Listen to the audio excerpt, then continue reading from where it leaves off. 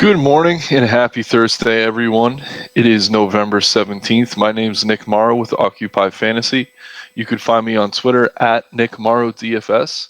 And I am here today to break down this three-game NBA DFS slate for you on both DraftKings and FanDuel. I'll walk you through the early injury news, give you my favorite plays, walk through the Occupy Fantasy model, and also provide you with some of our favorite value plays.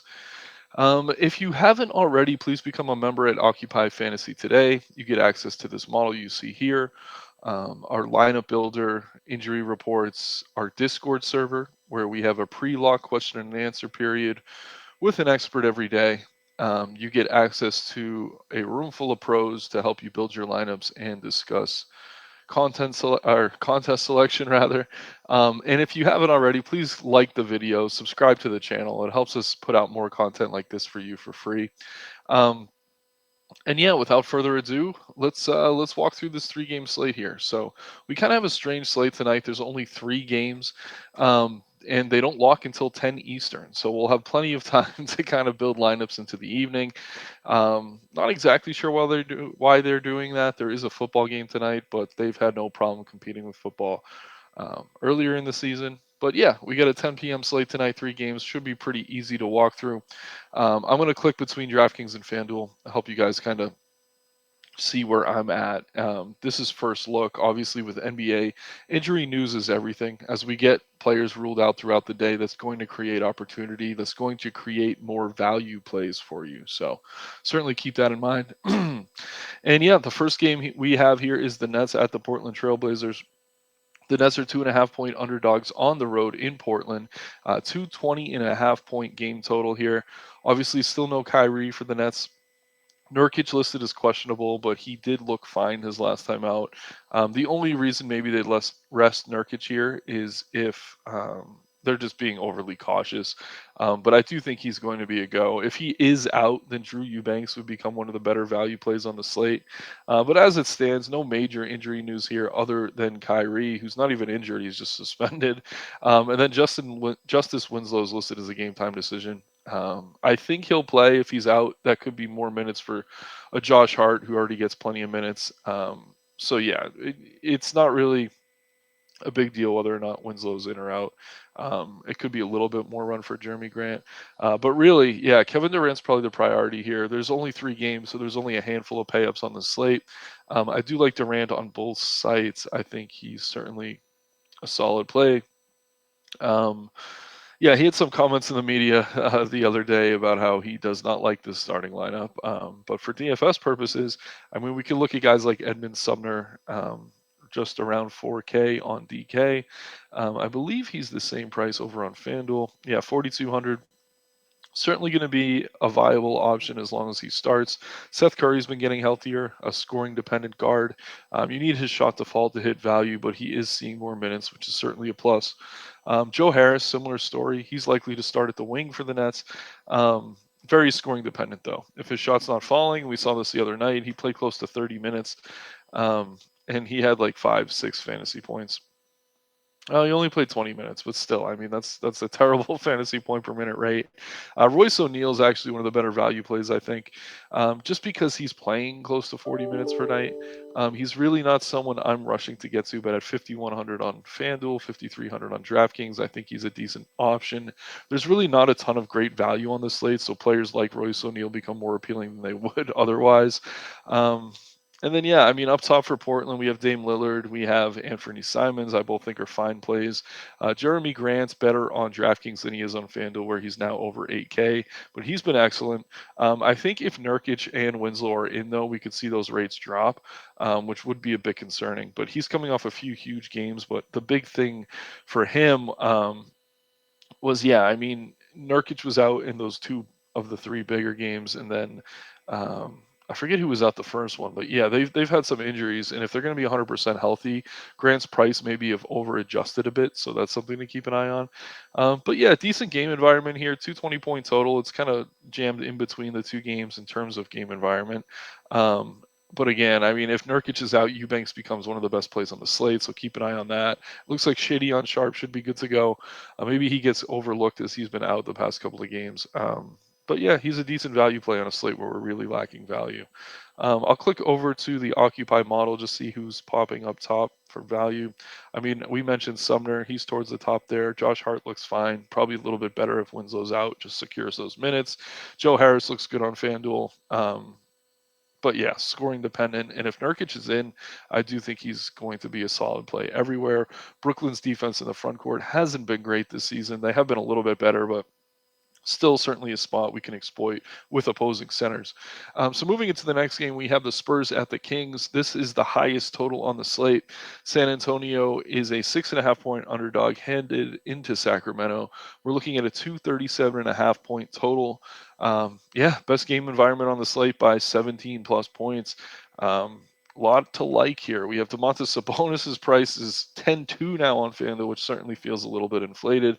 De'Aaron Fox looks good. Um, so yeah, I mean, both of their prices are inflated, but you kind of have to take that with a grain of salt. Since it's only a 3 game slate, they can't just have all these studs kind of in the 8-9K range, or they might be too easy to fit. So they kind of force you to pick. I believe they're doing this on both sides. Um, but yeah, Sabonis 9,400 on DK, I actually like a lot. He's one of my preferred payups over there. Fox at 9K. Again, a little bit inflated, but on a limited slate, I do think he's someone we can take a look at. As far as injuries go, I think I saw Keegan Murray was questionable on the DK site, but yeah, Zach Collins still out for the Spurs, which means we're getting a decent value play in Bassey here. So the thing with Bassey is the minutes aren't always going to be secure. He probably gets you around 20 as long as Collins is out per night, but he has a very high fantasy point per minute rate. So on a slate where we're lacking value, I do think Bassey is someone you could turn to. The one issue is maybe that he has to use up that center slot. But yeah, I mean, we're really not getting a ton of good value, at least not yet. So I do like Bassey. Jakob Poeltl looks fine wherever you can afford him. Um, already talked about Sabonis. I mean, all the Spurs starters look fine here. Keldon Johnson, Devin Vassell, Trey Jones, all solid plays. No one really jumping off the page at me. But yeah, if Keegan Murray's out, that would be a nice boost to Harrison Barnes. I think Kevin Herter's going to be in play. But similarly to a Joe Harris, he's kind of a scoring dependent guard. The thing with Herter is he's much more consistent, but he's also more expensive. And then Malik Monk's kind of a similar play, another scoring dependent guard. I think both of these guys are decent options on a limited slate. But again, I probably wouldn't want both in one lineup. Even with the amazing game total, it's tough for me to imagine both Monk and Herter get wet. It could happen. But yeah, if Jeremy Sochan starts for the Spurs, he's another value play I like. Really, really strong game environment here. So I don't know. I mean, I like to have several pieces from this if I'm only playing one lineup. Um, Let's see if the OF index. Yeah, so we get Paul George. I mean, Sabonis and Fox are both popping towards the top. Jakob Poeltl's higher than we see him on most slates. I think that's kind of a product of the slate.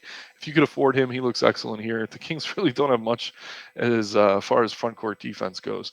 So Poeltl should do well here. Bassey is a value play. In that front court, I do like guys like Keldon Johnson, but they're all kind of priced where they should be. But yeah, I really, really like Sabonis on DraftKings, and Fox looks good on both sites, but he's tough for me to prioritize over a guy like Durant or a Paul George. And yeah, Paul George, that's our segue into the next game here. We have a 10:30 game, locking 30 minutes later than the first two on the slate. We have the Pistons at the Clippers. Um, no major injuries here other than Cade Cunningham. Cunningham still out for the Pistons. Obviously, their highest usage player, Isaiah Stewart, appears to be out for a little while for them as well. Still no Kawhi Leonard, and we saw Luke Kennard leave mid-game last time out, which actually opened up a lot more minutes for one John Wall. So if we see Wall start alongside Reggie Jackson, I think we could project him close to 30 minutes for the first time this season. So that's going to be something to keep an eye on. The point guard on the other end, we have Killian Hayes. He's been really inconsistent. He's looked better over his last few games, but with Cunningham out, I don't mind him as an option.